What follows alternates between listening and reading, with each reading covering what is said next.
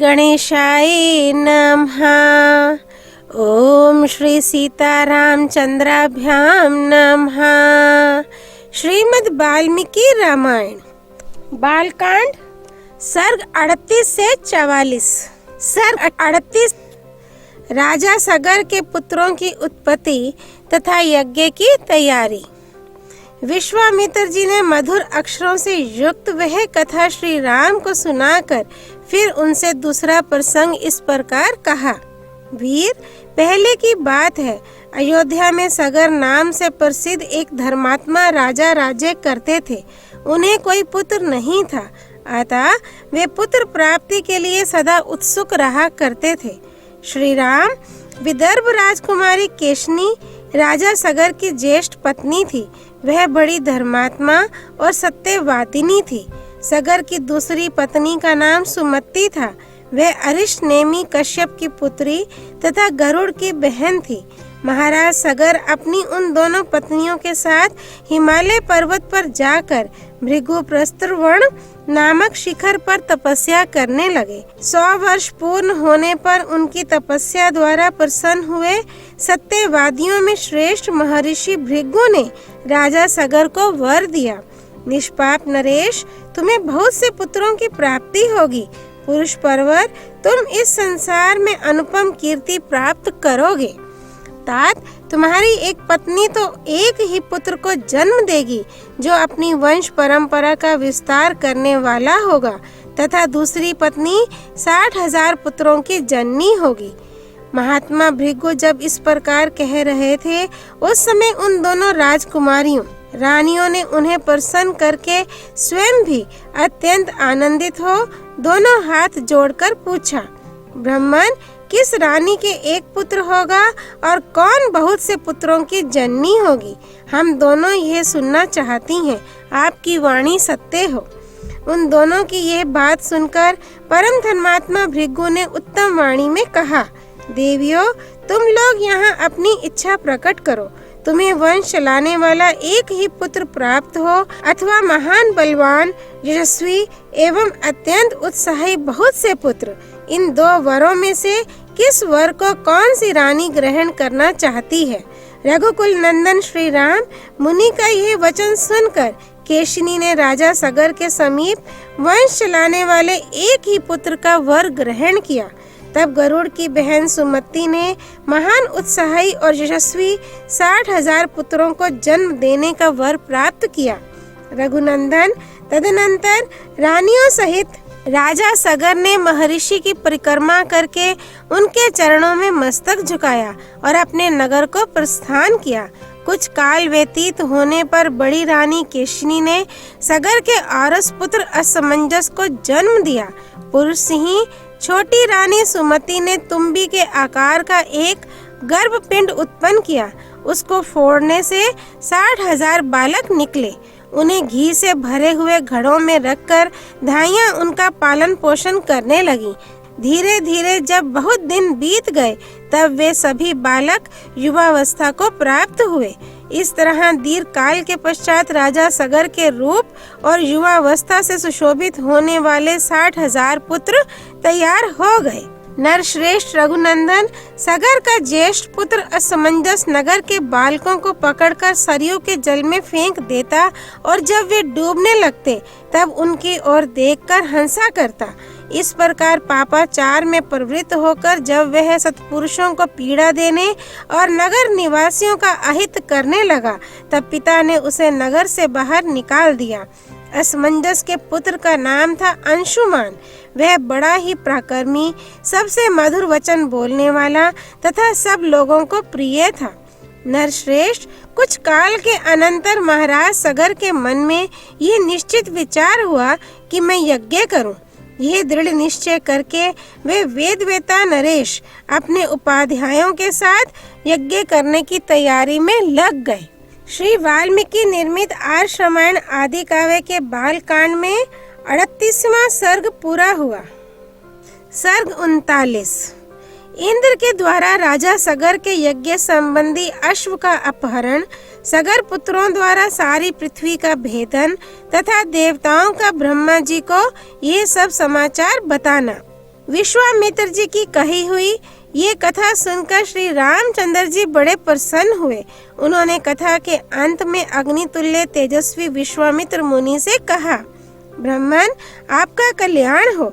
मैं इस कथा को विस्तार के साथ सुनना चाहता हूँ।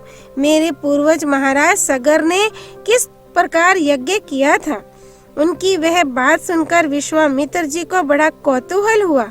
वे यह सोचकर कि मैं जो कुछ कहना चाहता हूँ उसी के लिए ये प्रश्न कर रहे हैं, जोर जोर से हंस पड़े। हंसते हुए से ही उन्होंने श्री राम से कहा, राम, तुम महात्मा सगर के यज्ञ का विस्तार पूर्वक वर्णन सुनो। पुरुषोत्तम शंकर जी के शवसुर हिमवान नाम से विख्यात पर्वत विंध्याचल तक पहुंचकर तथा विंध्य पर्वत हिमवान तक पहुंचकर दोनों एक दूसरे को देखते हैं। इन दोनों के बीच में दूसरा कोई ऐसा ऊंचा पर्वत नहीं है जो दोनों के पारस्परिक दर्शन में बाधा उपस्थित कर सके। इन्हीं दोनों पर्वतों के बीच आर्यावर्त की पुण्य भूमि में उस यज्ञ का अनुष्ठान हुआ था। पुरुष ही वही देश यज्ञ करने के लिए उत्तम माना गया है। तात ककुस्थ नंदन राजा सगर की आज्ञा से यज्ञीय अश्व की रक्षा का भार सुदृढ़ धनुर्धर महारथी अंशुमान ने स्वीकार किया था, परंतु पर्व के दिन यज्ञ में लगे हुए राजा सगर के यज्ञ संबंधी घोड़े को इंद्र ने राक्षस का रूप धारण करके चुरा लिया।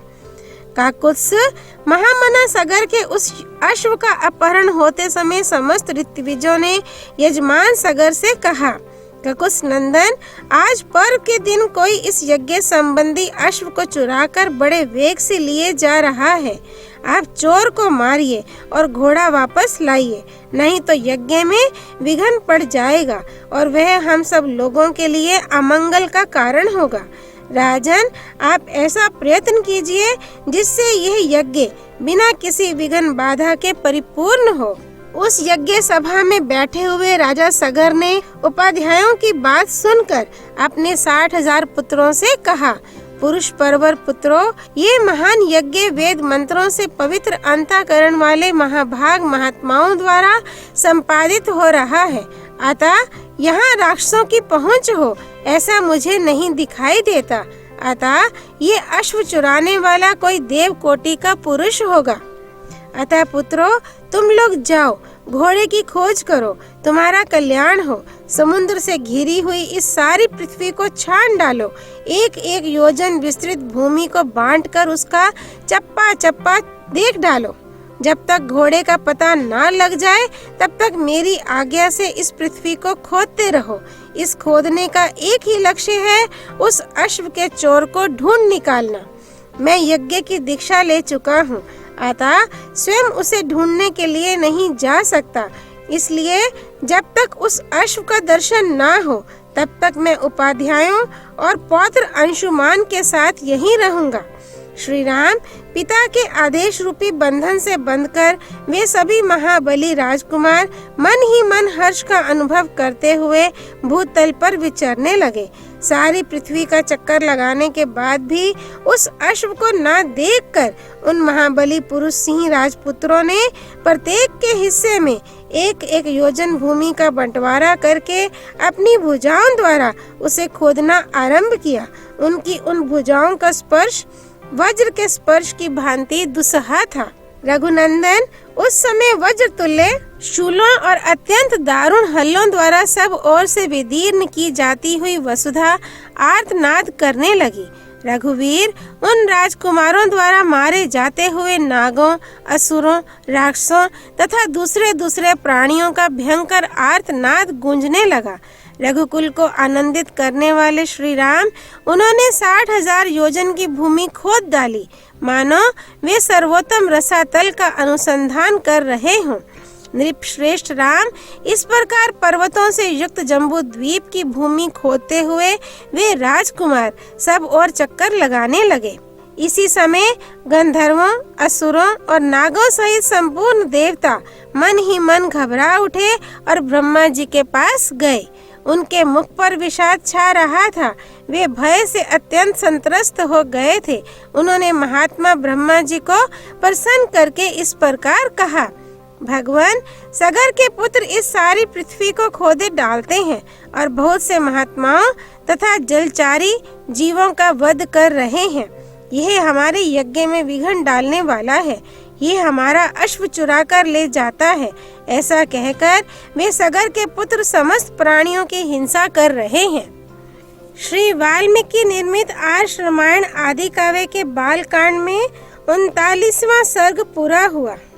सर्ग 40। सगर पुत्रों के भावी विनाश की सूचना देकर ब्रह्मा जी का देवताओं को शांत करना, सगर के पुत्रों का पृथ्वी को खोदते हुए कपिल जी के पास पहुंचना और उनके रोष से जलकर भस्म होना। देवताओं की बात सुनकर भगवान ब्रह्मा जी ने कितने ही प्राणियों का अंत करने वाले सगर पुत्रों के बल से मोहित एवं भयभीत हुए उन देवताओं से इस प्रकार कहा, देवगण, ये सारी पृथ्वी जिन भगवान वासुदेव की वस्तु है तथा जिन भगवान लक्ष्मीपति की यह रानी है, वे ही सर्वशक्तिमान भगवान श्री हरि कपिल मुनि का रूप धारण करके निरंतर इस पृथ्वी को धारण करते हैं। उनकी कोपाग्नि से ये सारे राजकुमार जलकर भस्म हो जाएंगे। पृथ्वी का ये भेदन सनातन है, प्रत्येक कल्प में अवश्यम भावी है। श्रुतियों और स्मृतियों में आए हुए सागर आदि शब्दों से ये बात सुस्पष्ट ज्ञात होती है। इसी प्रकार दूरदर्शी पुरुषों ने सगर के पुत्रों का भावी विनाश भी देखा ही है, अतः इस विषय में शोक करना अनुचित है। ब्रह्मा जी का यह कथन सुनकर शत्रुओं का दमन करने वाले 33 देवता बड़े हर्ष में भरकर जैसे आए थे उसी तरह पुनः लौट गए। सगर पुत्रों के हाथ से जब पृथ्वी खोदी जा रही थी, उस समय उससे वज्रपात के समान बड़ा भयंकर शब्द होता था। इस तरह सारी पृथ्वी खोदकर तथा उसकी परिक्रमा करके वे सभी सगर पुत्र पिता के पास खाली हाथ लौट आए और बोले, पिताजी, हमने सारी पृथ्वी छान डाली। देवता, दानव, राक्षस, पिशाच और नाग आदि बड़े बड़े बलवान प्राणियों को मार डाला, फिर भी हमें ना तो कहीं घोड़ा दिखाई दिया और ना घोड़े का चुराने वाला ही। आपका भला हो, अब हम क्या करें? इस विषय में आप ही कोई उपाय सोचिए। रघुनंदन, पुत्रों का ये वचन सुनकर राजाओं में श्रेष्ठ सगर ने उनसे कुपित होकर कहा, जाओ फिर से सारी पृथ्वी खोदो और इसे विदीर्ण करके घोड़े के चोर का पता लगाओ। चोर तक पहुंचकर काम पूरा होने पर ही लौटना। अपने महात्मा पिता सगर की यह आज्ञा शिरोधार्य करके वे 60,000 राजकुमार रसातल की ओर बढ़े और रोष में भरकर पृथ्वी खोदने लगे। उस खुदाई के समय ही उन्हें एक पर्वताकार दिग्गज दिखाई दिया, जिसका नाम विरूपाक्ष है। वह इस भूतल को धारण किए हुए था। रघुनंदन, महान गजराज विरूपाक्ष ने पर्वत और वनों सहित इस संपूर्ण पृथ्वी को अपने मस्तक पर धारण कर रखा था। काकुत्स, वह महान दिग्गज जिस समय थककर विश्राम के लिए अपने मस्तक को इधर उधर हटाता था, उस समय भूकंप होने लगता था। श्री राम पूर्व दिशा की रक्षा करने वाले विशाल गजराज विरूपाक्ष की परिक्रमा करके उसका सम्मान करते हुए वे सगर पुत्र रसातल का भेदन करके आगे बढ़ गए। पूर्व दिशा का भेदन करने के पश्चात वे पुनः दक्षिण दिशा की भूमि को खोदने लगे। दक्षिण दिशा में भी उन्हें एक महान दिग्गज दिखाई दिया। उसका नाम था महापद्म। महान पर्वत के समान ऊंचा वह विशालकाय गजराज अपने मस्तक पर पृथ्वी को धारण करता था। उसे देखकर उन राजकुमारों को बड़ा विस्मय हुआ। महात्मा सगर के वे 60,000 पुत्र उस दिग्गज की परिक्रमा करके पश्चिम दिशा की भूमि का भेदन करने लगे। पश्चिम दिशा में भी उन महाबली सगर पुत्रों ने महान पर्वताकार दिग्गज सोमनस का दर्शन किया। उसकी भी परिक्रमा करके उसका कुशल समाचार पूछकर वे सभी राजकुमार भूमि खोदते हुए उत्तर दिशा में जा पहुँचे। रघुश्रेष्ठ, उत्तर दिशा में उन्हें हिम के समान श्वेत भद्र नामक दिग्गज दिखाई दिया, जो अपने कल्याणमय शरीर से इस पृथ्वी को धारण किए हुए था। उसका कुशल समाचार पूछकर राजा सगर के वे सभी 60,000 पुत्र उसकी परिक्रमा करने के पश्चात भूमि खोदने के काम में जुट गए। तदनंतर सुविख्यात पूर्वोत्तर दिशा में जाकर उन सगर कुमारों ने एक साथ होकर रोष पूर्वक पृथ्वी को खोदना आरंभ किया। इस बार उन सभी महामना, महाबली एवं भयानक वेगशाली राजकुमारों ने वहाँ सनातन वासुदेव स्वरूप भगवान कपिल को देखा। राजा सगर के यज्ञ का वह घोड़ा भी भगवान कपिल के पास ही चल रहा था। रघुनंदन, उसे देखकर उन सबको अनुपम हर्ष प्राप्त हुआ। भगवान कपिल को अपने यज्ञ में विघ्न डालने वाला जानकर उनकी आंखें क्रोध से लाल हो गईं। उन्होंने अपने हाथों में खंती, हल और नाना प्रकार के वृक्ष एवं पत्थरों के टुकड़े ले रखे थे। वे अत्यंत रोष में भरकर उनकी ओर दौड़े और बोले, अरे खड़ा रहे, तू ही हमारे यज्ञ के घोड़े को यहाँ चुरा लाया है। दुर्बुद्धे, अब हम आ गए, तू समझ ले हम महाराज सगर के पुत्र हैं। रघुनंदन, उनकी बात सुनकर भगवान कपिल को बड़ा रोष हुआ और उस रोष के आवेश में ही उनके मुंह से एक हुंकार निकल पड़ा। श्री राम उस हुंकार के साथ ही उन अनंत प्रभावशाली महात्मा कपिल ने उन सभी सगर पुत्रों को जलाकर राख का ढेर कर दिया। श्री वाल्मीकि निर्मित आर्ष रामायण आदि काव्य के बालकांड में 40वां सर्ग पूरा हुआ। सर्ग 41। सगर की आज्ञा से अंशुमान का रसातल में जाकर घोड़े को ले आना और अपने चाचाओं के निधन का समाचार सुनाना।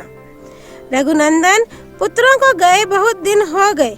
ऐसा जानकर राजा सगर ने अपने पौत्र अंशुमान से, जो अपने तेज से दिदीप्यमान हो रहा था, इस प्रकार कहा, वत्स, तुम शूरवीर, विद्वान तथा अपने पूर्वजों के तुल्य तेजस्वी हो। तुम भी अपने चाचाओं के पथ का अनुसरण करो और उस चोर का पता लगाओ जिसने मेरे यज्ञ संबंधी अश्व का अपहरण कर लिया है। देखो, पृथ्वी के भीतर बड़े बड़े बलवान जीव रहते हैं, अतः उनसे टक्कर लेने के लिए तुम तलवार और धनुष भी लेते जाओ। जो वंदनीय पुरुष हो उन्हें प्रणाम करना और जो तुम्हारे मार्ग में विघ्न डालने वाले हो उनको मार डालना। ऐसा करते हुए सफल मनोरथ होकर लौटो और मेरे इस यज्ञ को पूर्ण कराओ। महात्मा सगर के ऐसा कहने पर शीघ्रता पूर्वक पराक्रम कर दिखाने वाला वीरवर अंशुमान धनुष और तलवार लेकर चल दिया। नरश्रेष्ठ, उसके महामनस्वी चाचाओं ने पृथ्वी के भीतर जो मार्ग बना दिया था, उसी पर वह राजा सगर से प्रेरित होकर गया। वहाँ उस महातेजस्वी वीर ने एक दिग्गज को देखा, जिसकी देवता, दानव, राक्षस, पिशाच, पक्षी और नाग सभी पूजा कर रहे थे। उसकी परिक्रमा करके कुशल मंगल पूछकर अंशुमान ने उस दिग्गज से अपने चाचाओं का समाचार तथा अश्व चुराने वाले का पता पूछा। उसका प्रश्न सुनकर परम बुद्धिमान दिग्गज ने इस प्रकार उत्तर दिया, असमंजस कुमार, तुम अपना कार्य सिद्ध करके घोड़े सहित शीघ्र लौट आओगे। उसकी यह बात सुनकर अंशुमान ने कर्मशः सभी दिग्गजों से न्यायानुसार उक्त प्रश्न पूछना आरंभ किया। वाक्य के मर्म को समझने तथा बोलने में कुशल उन समस्त दिग्गजों ने अंशुमान का सत्कार किया और यह शुभकामना प्रकट की कि तुम घोड़े सहित लौट आओगे। उनका यह आशीर्वाद सुनकर अंशुमान शीघ्रता पूर्वक पैर बढ़ाता हुआ उस स्थान पर जा पहुंचा, जहां उसके चाचा सगर पुत्र राख के ढेर हुए पड़े थे। उनके वध से असमंजस पुत्र अंशुमान को बड़ा दुख हुआ। वह शोक के वशीभूत हो अत्यंत आर्त भाव से फूट फूट कर रोने लगा। दुख शोक में डूबे हुए पुरुष सिंह अंशुमान ने अपने यज्ञ संबंधी अश्व को भी वहां पास ही चरते देखा। महातेजस्वी अंशुमान ने उन राजकुमारों को जलांजलि देने के लिए जल की इच्छा की, किंतु वहां कहीं भी कोई जलाशय नहीं दिखाई दिया। श्री राम, तब उसने दूर तक की वस्तुओं को देखने में समर्थ अपनी दृष्टि को फैलाकर देखा। उस समय उसे वायु के समान वेगशाली पक्षीराज गरुड़ दिखाई दिए, जो उसके चाचाओं सगर पुत्रों के मामा थे। महाबली विनता नंदन गरुड़ ने अंशुमान से कहा, पुरुष सिंह, शोक ना करो, इन राजकुमारों का वध संपूर्ण जगत के मंगल के लिए हुआ है। विद्वान अनंत प्रभावशाली महात्मा कपिल ने इन महाबली राजकुमारों को दग्ध किया है।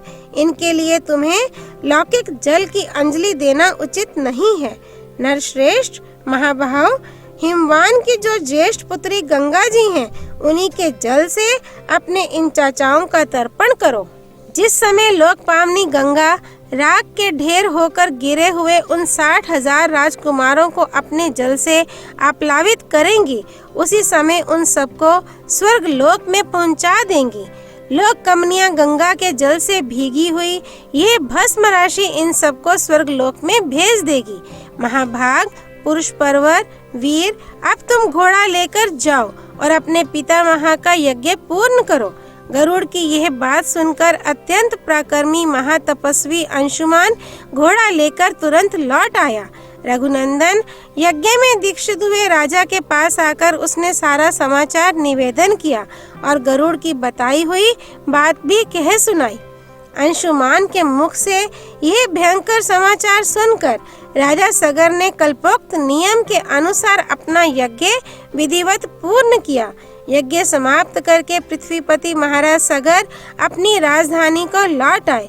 वहां आने पर उन्होंने गंगा जी को ले आने के विषय में बहुत विचार किया, किंतु वे किसी निश्चय पर न पहुंच सके।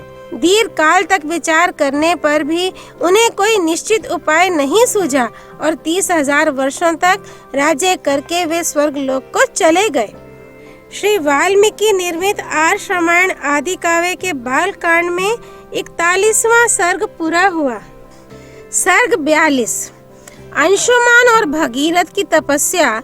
ब्रह्मा जी का भगीरथ को अभिष्ट वर देकर गंगा जी को धारण करने के लिए भगवान शंकर को राजी करने के निमित्त प्रयत्न करने की सलाह देना। श्री राम, सगर की मृत्यु हो जाने पर प्रजाजनों ने परम धर्मात्मा अंशुमान को राजा बनाने की रुचि प्रकट की। रघुनंदन अंशुमान बड़े प्रतापी राजा हुए। उनके पुत्र का नाम दिलीप था। वह भी एक महान पुरुष था। रघुकुल को आनंदित करने वाले वीर अंशुमान दिलीप को राज्य देकर हिमालय के रमणीय शिखर पर चले गए और वहां अत्यंत कठोर तपस्या करने लगे। महान यशस्वी राजा अंशुमान ने उस तपोवन में जाकर 32,000 वर्षों तक तप किया। तपस्या के धन से संपन्न हुए उस नरेश ने वही शरीर त्याग कर स्वर्गलोक प्राप्त किया। अपने पितामहों के वध का वृतांत सुनकर महातेजस्वी दिलीप भी बहुत दुखी रहते थे। अपनी बुद्धि से बहुत सोचने विचारने के बाद भी वे किसी निश्चय पर नहीं पहुंच सके। वे सदा इसी चिंता में डूबे रहते थे कि किस प्रकार पृथ्वी पर गंगा जी का उतरना संभव होगा, कैसे गंगा जल द्वारा उन्हें जलांजलि दी जाएगी और किस प्रकार मैं अपने उन पितरों का उद्धार कर सकूंगा। प्रतिदिन इन्हीं सब चिंताओं में पड़े हुए राजा दिलीप को, जो अपने धर्माचरण से बहुत विख्यात थे, भगीरथ नामक एक परम धर्मात्मा पुत्र प्राप्त हुआ। महातेजस्वी दिलीप ने बहुत से यज्ञों का अनुष्ठान तथा 30,000 वर्षों तक राज्य किया। पुरुष सिंह उन पितरों के उद्धार के विषय में किसी निश्चय को न पहुंचकर राजा दिलीप रोग से पीड़ित हो मृत्यु को प्राप्त हो गए। पुत्र भगीरथ को राज्य पर अभिषिक्त करके नरश्रेष्ठ राजा दिलीप अपने किए हुए पुण्य कर्म के प्रभाव से इंद्रलोक में गए।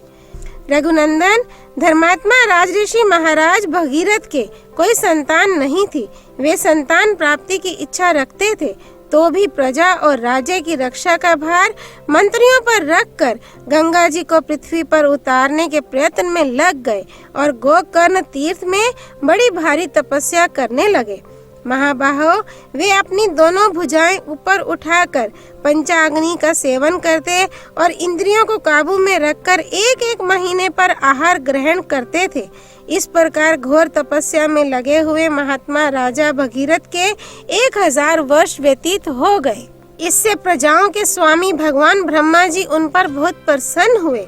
पितामह ब्रह्मा ने देवताओं के साथ वहां आकर तपस्या में लगे हुए महात्मा भगीरथ से इस प्रकार कहा, महाराज भगीरथ, तुम्हारी इस उत्तम तपस्या से मैं बहुत प्रसन्न हूँ। श्रेष्ठ व्रत का पालन करने वाले नरेश्वर, तुम कोई वर मांगो।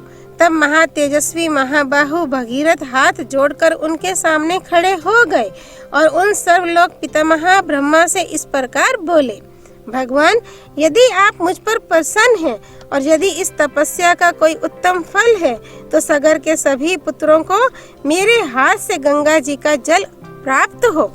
इन महात्माओं की भस्म राशि के गंगा जी के जल से भीग जाने पर मेरे उन सभी प्रपितामहों को अक्षय स्वर्ग लोक मिले। देव, मैं संतति के लिए भी आपसे प्रार्थना करता हूँ, हमारे कुल की परंपरा कभी नष्ट ना हो।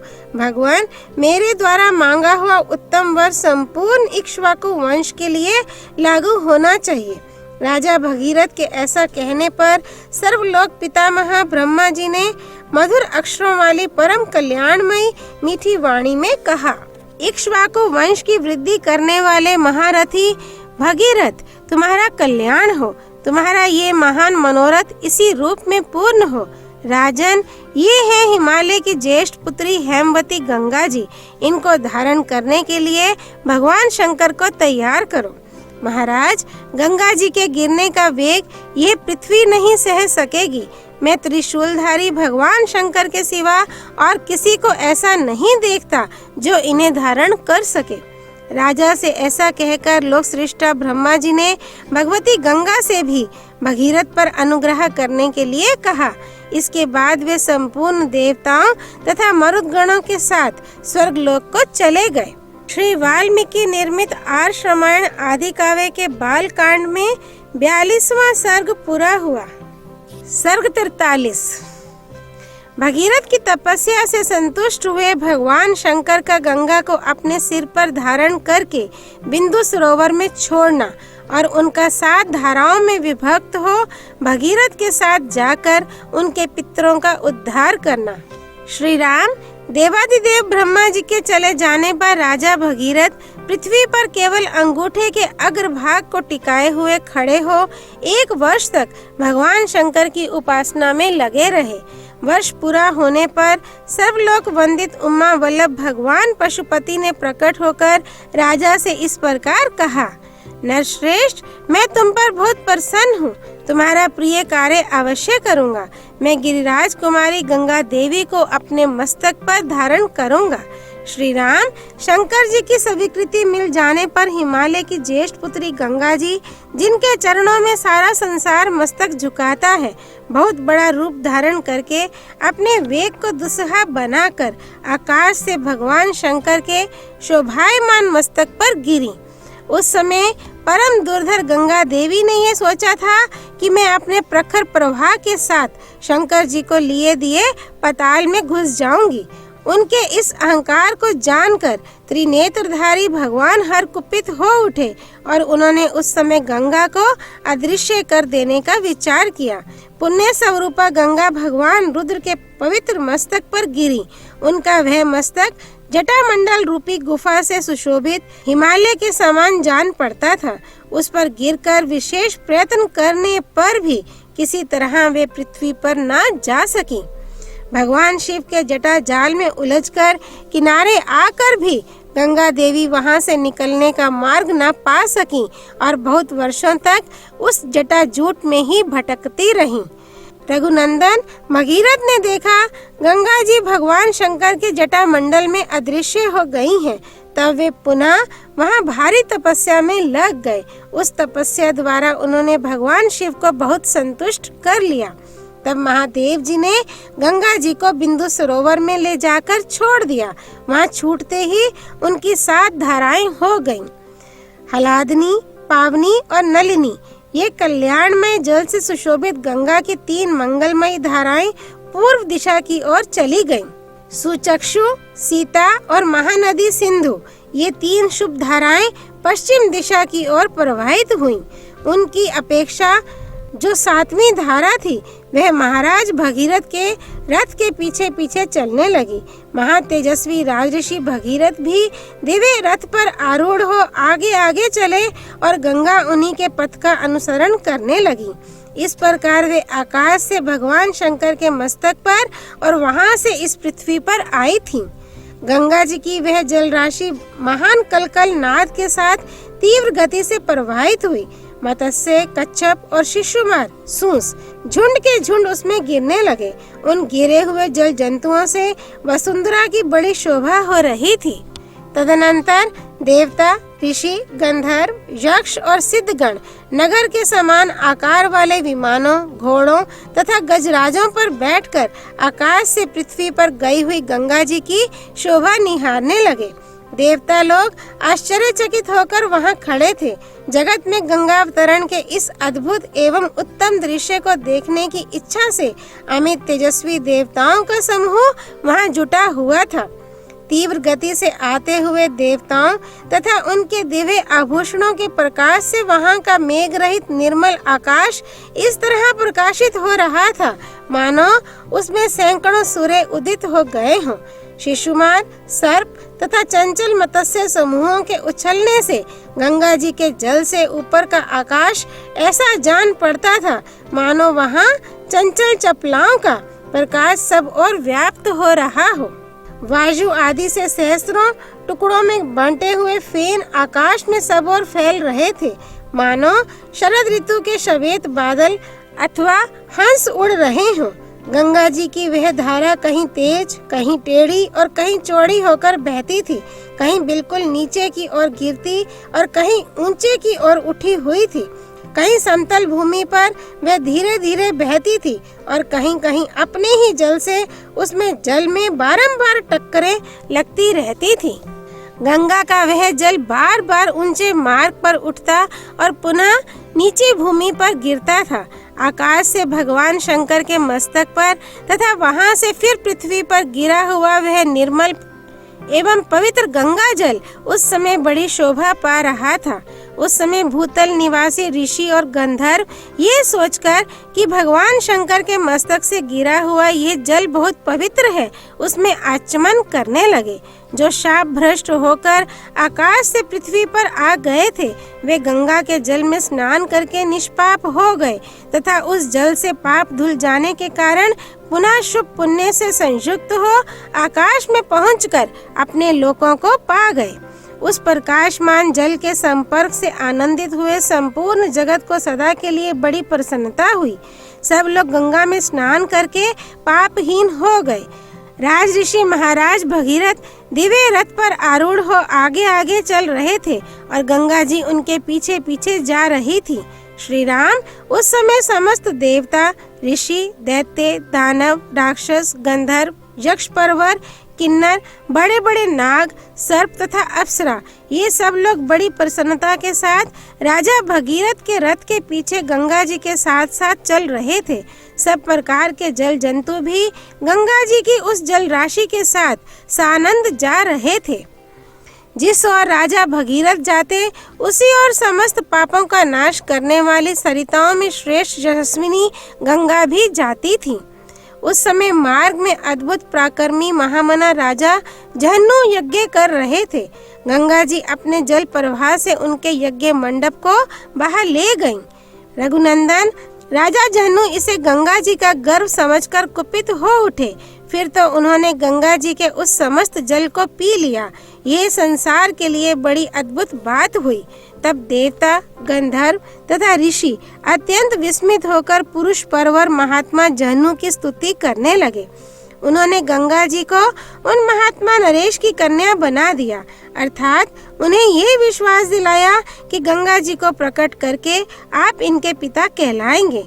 इससे सामर्थ्यशाली महातेजस्वी जहन्नु बहुत प्रसन्न हुए और उन्होंने अपने कानों के छिद्रों द्वारा गंगा जी को पुनः प्रकट कर दिया। इसलिए गंगा जहन्नु की पुत्री एवं जाह्नवी कहलाती है। वहाँ से गंगा फिर भगीरथ के रथ का अनुसरण करती हुई चली। उस समय सरिताओं में श्रेष्ठ जाह्नवी समुद्र तक जा पहुंची और राजा भगीरथ के पितरों के उद्धार रूपी कार्य की सिद्धि के लिए रसातल में गईं। राज ऋषि भगीरथ भी यत्न पूर्वक गंगा जी को साथ ले वहां गए। उन्होंने शाप से भस्म हुए अपने पितामहों को अचेत सा होकर देखा। रघुकुल के श्रेष्ठ वीर तदनंतर गंगा के उस उत्तम जल ने सगर पुत्रों की उस भस्म राशि को आप्लावित कर दिया और वे सभी राजकुमार निष्पाप होकर स्वर्ग में पहुंच गए। श्री वाल्मीकि निर्मित आर्ष रामायण आदि काव्य के बाल कांड में 43वां सर्ग पूरा हुआ। सर्ग 44। ब्रह्मा जी का भगीरथ की प्रशंसा करते हुए उन्हें गंगा जल से पितरों के तर्पण की आज्ञा देना और राजा का वह सब करके अपने नगर को जाना। गंगा अवतरण के उपाख्यान की महिमा। श्री राम इस प्रकार गंगा जी को साथ लिए राजा भगीरथ ने समुद्र तक जाकर रसातल में, जहाँ उनके पूर्वज भस्म हुए थे, प्रवेश किया। वह भस्म राशि जब गंगा जी के जल से आप्लावित हो गई, तब संपूर्ण लोकों के स्वामी भगवान ब्रह्मा ने वहां पधार कर राजा से इस प्रकार कहा। नरश्रेष्ठ, महात्मा राजा सगर के 60,000 पुत्रों का तुमने उद्धार कर दिया। अब वे देवताओं की भांति स्वर्गलोक में जा पहुँचे। भूपाल, इस संसार में जब तक सागर का जल मौजूद रहेगा, तब तक सगर के सभी पुत्र देवताओं की भांति स्वर्ग लोक में प्रतिष्ठित रहेंगे। ये गंगा तुम्हारी भी ज्येष्ठ पुत्री होकर रहेंगी और तुम्हारे नाम पर रखे हुए भागीरथी नाम से इस जगत में विख्यात होंगी। त्रिपतगा, देव्या और भागीरथी, इन तीनों नामों से गंगा की प्रसिद्धि होगी। ये आकाश, पृथ्वी और पाताल तीनों पथों को पवित्र करती हुई गमन करती हैं, इसलिए त्रिपथगा मानी गई हैं। नरेश्वर महाराज, अब तुम गंगा जी के जल से यहाँ अपने सभी पितामहों का तर्पण करो और इस प्रकार अपनी तथा अपने पूर्वजों द्वारा की हुई प्रतिज्ञा को पूर्ण कर लो। राजन, तुम्हारे पूर्वज धर्मात्माओं में श्रेष्ठ महायशस्वी राजा सगर भी गंगा को यहाँ लाना चाहते थे, किंतु उनका यह मनोरथ नहीं पूर्ण हुआ। वत्स, इसी प्रकार लोक में अप्रतिम, प्रभावशाली, उत्तम गुण विशिष्ट, महर्षि तुल्य, तेजस्वी, मेरे समान तपस्वी तथा क्षत्रिय धर्मपरायण राजऋषि अंशुमान ने भी गंगा को यहाँ लाने की इच्छा की, परंतु वे इस पृथ्वी पर उन्हें लाने की प्रतिज्ञा पूरी न कर सके।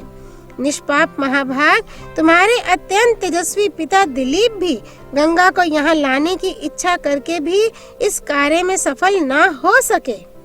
पुरुष परवर, तुमने गंगा को भूतल पर लाने की वह प्रतिज्ञा पूर्ण कर ली। इससे संसार में तुम्हें परम उत्तम एवं महान यश की प्राप्ति हुई है। शत्रुदमन, तुमने जो गंगा जी को पृथ्वी पर उतारने का कार्य पूर्ण किया है, इससे उस महान ब्रह्मलोक पर अधिकार प्राप्त कर लिया है जो धर्म का आश्रय है। नरश्रेष्ठ, पुरुष परवर, गंगा जी का जल सदा ही स्नान के योग्य है। तुम स्वयं भी इसमें स्नान करो और पवित्र होकर पुण्य का फल प्राप्त करो। नरेश्वर, तुम अपने सभी पितामहों का तर्पण करो, तुम्हारा कल्याण हो। अब मैं अपने लोक को जाऊंगा, तुम भी अपनी राजधानी को लौट जाओ। ऐसा कहकर सर्वलोक पितामह महायशस्वी देवेश्वर ब्रह्मा जी जैसे आए थे, वैसे ही देवलोक को लौट गए। नरश्रेष्ठ, महायशस्वी राजऋषि राजा भगीरथ भी गंगा जी के उत्तम जल से कर्मशः सभी सगर पुत्रों का विधिवत तर्पण करके पवित्र हो अपने नगर को चले गए। इस प्रकार सफल मनोरथ होकर वे अपने राज्य का शासन करने लगे। रघुनंदन, अपने राजा को पुनः सामने पाकर प्रजा वर्ग को बड़ी प्रसन्नता हुई। सबका शोक जाता रहा, सबके मनोरथ पूर्ण हुए और चिंता दूर हो गई। श्री राम, ये गंगा जी की कथा मैंने तुम्हें विस्तार के साथ कह सुनाई। तुम्हारा कल्याण हो। अब जाओ, मंगलमय संध्या वंदन आदि का संपादन करो। देखो, संध्या काल बीता जा रहा है। ये गंगा अवतरण का मंगलमय उपाख्यान आयु बढ़ाने वाला है, धन, यश, आयु, पुत्र और स्वर्ग की प्राप्ति कराने वाला है। जो ब्राह्मणों, क्षत्रियों तथा दूसरे वर्ण के लोगों को भी ये कथा सुनाता है, उसके ऊपर देवता और पितर प्रसन्न होते हैं। ककुस कुलभूषण, जो इसका श्रवण करता है वह संपूर्ण कामनाओं को प्राप्त कर लेता है। उसके सारे पाप नष्ट हो जाते हैं और आयु की वृद्धि एवं कीर्ति का विस्तार होता है।